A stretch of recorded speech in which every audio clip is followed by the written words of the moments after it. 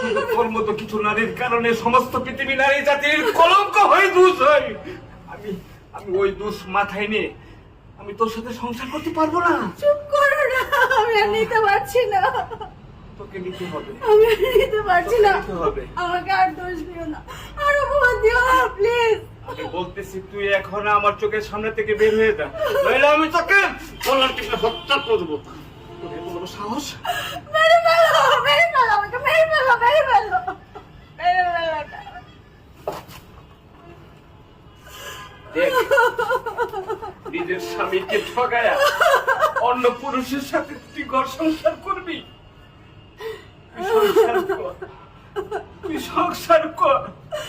আমার এতদিনের কষ্ট করা উপার্জনের টাকা তুই কি করলি আমি কল্পনা করতে পারি নাই। ছি ছি ছি, আমি তোকে দীক্ষা দিলাম, আমি তোকে দীক্ষা দিলাম। যা, আমার চোখের সামনে থেকে বের হয়ে যা। আমি তোকে সহ্য করতে পারতেছি না। আর এই কলঙ্কিত মুখ কখনো আমার সামনে দেখাবি না। আমি তোর মুখ দেখতে চাই না, তোর মুখ দর্শন করা পাপ। যা, বেরিয়ে যা।